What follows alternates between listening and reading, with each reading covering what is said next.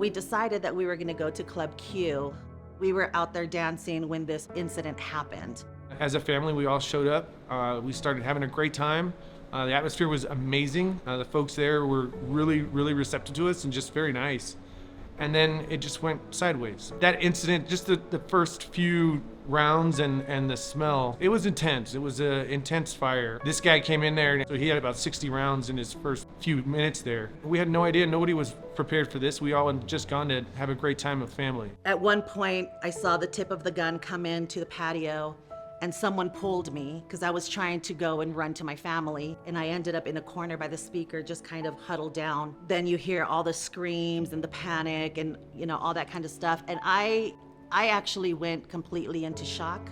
From my perspective as a bartender, I was just doing my job when all of a sudden I looked up and I heard gunshots. So I ran out very quickly to the patio and hid in the corner. I looked up and I saw like the barrel of the gun entering the room. It was in that moment I was like, all right, Michael, you've got like 10 seconds left before you get like absolutely shot up, and what do you do in 10 seconds? While I was waiting for the shooting to continue, it got silent.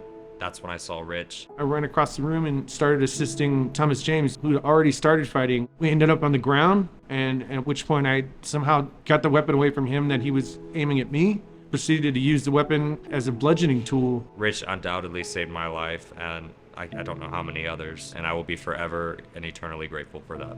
My husband just kind of went into his military leadership role. We needed it, and we needed that sense of direction because we have never been through something like this.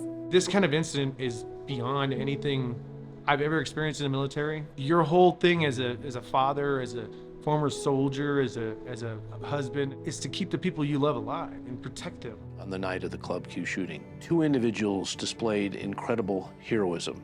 Navy Petty Officer Thomas James and then Richard Fierro.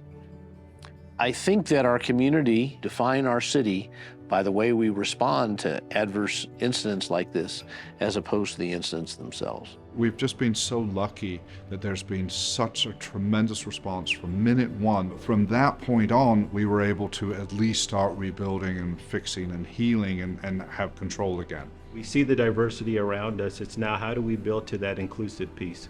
Atavita Beer Company is a welcoming brewery. Rich and Jess built this business based on that, and this is one of those safe spaces that people can come and enjoy that. I knew that we had to come out with a bold statement, and that bold statement is diversity. It's on top because that's what's needed in this industry. I have in my brewery, we hung all the Latino Medal of Honor winners. There's a pride for me in the heroic actions that young men and women have done over the course of their careers. I think as a community, we're humbled by the recognition that he's getting. As the Congressional Medal of Honor Society says, he was an ordinary American citizen that did an extraordinary thing. With Rich receiving the award for heroism, this is not something that he would ever take lightly.